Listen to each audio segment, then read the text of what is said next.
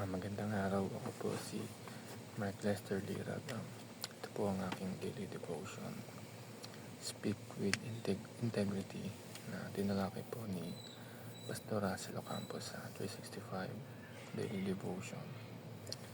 Ang Bible verse po ngayong araw ay galing sa Ecclesiastes chapter 5 verse 4 to 5. Ang sabi po dito, when you make a vow to God, do not delay to fulfill it. He has no pleasure in fools. Fulfill your vow. It's better not to make vow than to make one and not fulfill it. Unang katuruan po ngayong araw ay words are powerful only when they are true. Ang mga salita ay makapangyarihan kung ito ay totoo. Tulad ng pangako ng Diyos na binigay sa atin, ito ay powerful dahil ito ay totoo at pa rin niya ito.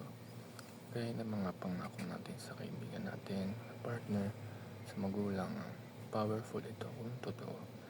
Kaya pag nagsabi ka ng word sa isang tao pero kilala ka ng tao na yun na wala kang isang salita, wala itong impact sa kanila or walang bigat dahil hindi ito powerful kasi hindi ito totoo. Pero kung isa kang taong may isang salita, ang mga words na binibitawan mo ay may bigat sa kanila, may impact sa taong kausap mo. Ang second teaching is the messenger is just as important as the message. Ang mensahero na nagdadala ng mensahe ay kasing importante din ng mensahe na dala niya.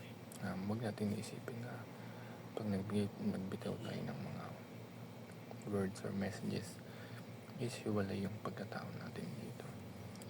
Dapat na yung bawat salita na at dapat ay yung mga salita na binibitawan natin ay may integridad. Ito yung sinasabuhay mo yung mga words na sinasabi mo. Dahil pag isa kang taong may integrity ay pag nagsasalita ka, papakinggan ka kaagad, paniniwalaan ka kaagad. Kaya dapat may integrity tayo sa bawat words na sinasabi natin. And last teaching is, a person of honor effectively harnesses the power of words. Pag isa kang man with honor, kontrolado mo yung mga words na nagagamit mo yung mga salita na binibitawan mo. Pag nangako ka, tinutupad mo. Pag nagsasalita ka, pinapakinggan ka. Pag nagsasalita yung tao na kausap mo, pinapakinggan mo. Tapos pag titignan ka ng tao, pag pinapakinggan ka din, isa kang reliable at maasahan ng mga salita na binibitawan mo sa mga kausap mo.